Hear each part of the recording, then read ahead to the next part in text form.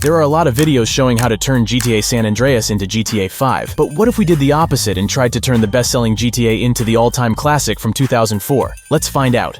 The differences between these two games are huge, so it's quite a challenge. But without further ado, we'll start with a very important element of the whole puzzle, the map. Both games have some similarities, like the appearance of Grove Street, but it's pretty obvious that the 3D and HD eras are completely different universes. There are two map mods we can use, one made by GTA Belgium, which adds Las Venturas and San Fierro, but keeps the HD Los Santos, and the second one by Mr. Vicho 13, which completely removes the HD map and replaces it with the full San Andreas map. I used the latter, even though both mods have their pros and cons. The problem with the first map mod, at least for me, is the mixing of the two universes because there are noticeable differences between the HD Los Santos and the old 3D cities. On the other hand, the map from Mr. Vicho doesn't have working lampposts at night, so it's playable only during the daytime unless we plan to cruise only through Las Venturas, which still looks cool with the huge amount of neon lights and light strips on the palm trees. Luckily, the nights in GTA 5 are quite bright, so even in other cities,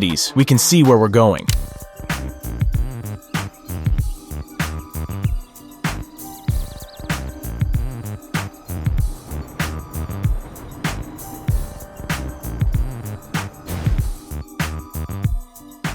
Okay, so since we have the map replaced, let's get straight into the next element, the player model. I've used the high-definition CJ mod made by Legendario, and it's almost perfect. It has the most remembered clothing set with a white vest and blue jeans, so we can easily redo the game intro now. Oh shit, here we go again.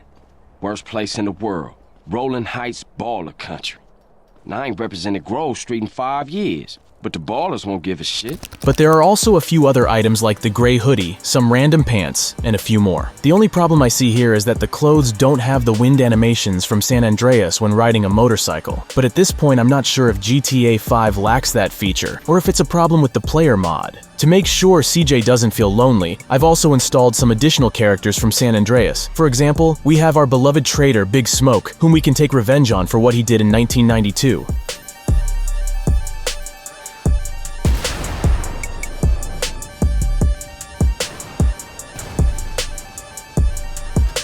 And for the same reason, I've installed Ryder.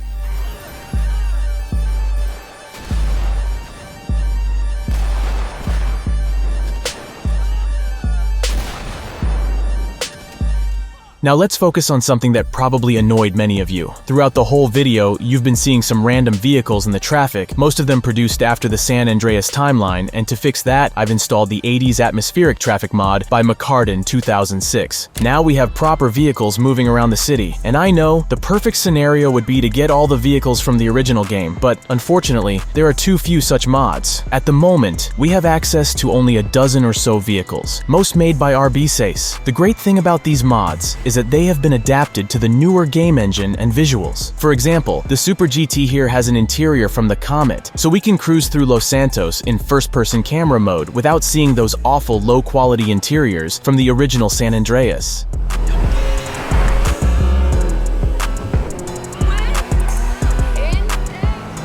And there's also my favorite, the Elegy, which we can tune by changing the bumpers, adding spoilers, and some paint jobs.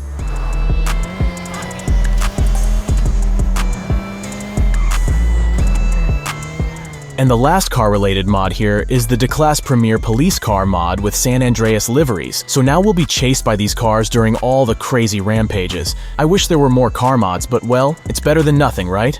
Now I wanted to move on to the next element, the HUD, but it didn't go as planned. The only available mod for that made by Zolica doesn't work well for me because the weapon icons don't load at all. So to make things look a bit better, I added this HUD imitation in post-production. It's really surprising how good the San Andreas map looks on the Rage engine, though of course, not from every perspective and not in every place. In some lighting conditions, the low poly models of the terrain are very noticeable and don't look too good, but it rarely stands out. However, there is one thing that looks bad literally all the time, the vegetation. In my video of remastering GTA San Andreas with mods, I used the Behind Space of Realities mod, and I asked Mr. Vicho to convert this mod to GTA 5 to make everything look a bit better. The results are amazingly good. The new trees look much better on this game engine, and I feel like they don't ruin the atmosphere of the game. Typically, I'd install some graphics mod on top of that, but the whole point of this video is to turn GTA 5 into San Andreas, so I think it would be too much. But if you're looking for some graphics mod, I definitely recommend trying out the Chromatics graphics mod. The link will be in the description down below. The biggest disadvantage of installing all these mods is that it's kinda pointless. There are no story missions, and it doesn't look like we might get any in the future. There are no tools making modders able to port missions, and doing it from scratch would be too time-consuming. So at this point, with all the mods installed, we can simply drive around, do some rampages or roleplay. For me, and probably a lot of you watching this video, it's more than enough, but I'm sure there's a lot of people who'd complain about the lack of missions.